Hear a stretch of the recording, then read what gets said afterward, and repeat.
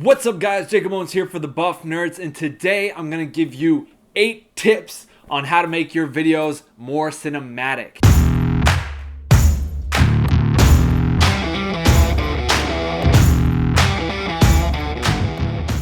Alright, so let's get right into it. Number 1, ProMist filters. ProMist filters are a filter that you throw in front of your camera or your camera lens to give a softer feel to your image. What ProMist filters do are kind of bloom out the highlights, which is a very traditional look of film. So if you're to look at a traditional movie shot on film, you're gonna find that the highlights naturally have this kind of bloom or glow to them.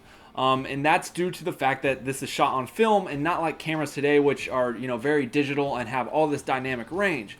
So what these ProMist filters do are kind of bloom and soften the image and kind of get away from that digital high dynamic range look. My favorite are the Tiffin Black ProMist. You can get this in quarter, half, 3/4, or full. Each of those are the strength, so the higher the strength, like a half would be stronger than a fourth. They're just going to increase the intensity of that kind of blown out, bloomy look. I've done a video review on different filters that I use in the past, and I talk about these, but ProMist filters, Black ProMist specifically, is what I use to give a more filmic look to my image. So that's a simple way to get a more filmic and cinematic look right off the bat. Number 2, which is very kind of straightforward, is shoot in 24 FPS. So movies are shot in 24 frames a second. If you're not shooting in 24 frames a second, I recommend you do that. This is what you see at the movie theaters when they're being projected onto the screen. They are at 24 frames a second. A lot of cameras, especially overseas and not in US, the camera's typical or constant frame rate when you turn on the camera is either 30 FPS or 60 FPS. So those are not your traditional film frame rates. Those are more slow motion frame rates, and what you're going to want to do is shoot in 24 FPS for a traditional film look. Now that leads us right into the next tip, which is your shutter. So your shutter should always be double of what your frame rate is. So if your frame rate is 24 frames a second, your shutter should be what? 48. So 24 times 2 is 48. So you're going to want to put your shutter at 48 or around 48. I know some DSLR cameras only do increments of like 10s and 20s, so it's like 50, 60, 80. They don't do kind of those smaller increments like 48. But if you're using a RED camera, and you're shooting 24 frames a second, you're going to want to do a 48 shutter. Now, if you're going for slow-mo and you're shooting 60 frames a second on your DSLR or your camera or whatever film camera, video camera you're using, you're going to use the shutter of what? 120. So if you're shooting in 60 frames a second, you're going to want to use a shutter of 120. So whatever your frame rate is, you're going to always want to double that for your shutter. And that's going to give you the right film and cinematic look. The higher you jack up that shutter, the more kind of jittery and raw and shaky your image is going to get. If that's the look you're going for, totally cool. I've done it. I do it for music videos. I've done it for film scenes. You just want to use it selectively and know why you're using it and not just jacking it up to, try and create the right exposure. Shutter is important. 4 would be your depth of field. Using a shallower depth of field is going to draw more attention to your subject and give a more cinematic look. The flatter your image is, where your aperture is jacked way up to 11 or 16, everything is going to be in focus and it doesn't allow the eye to be centered in on the subject in the frame. So using a shallower depth of field will allow you to separate your subject from the background and kind of really create that cinematic look in a cinematic shot where you're focusing on what you have focused in the frame.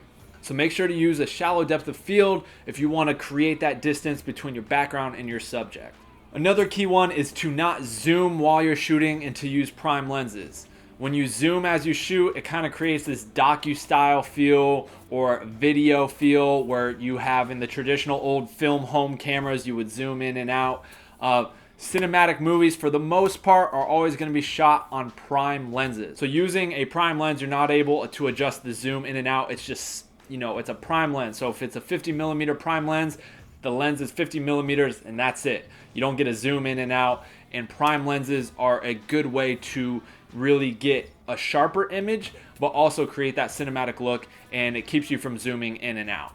Number 6 is dramatic lighting. A good example of this is David Fincher.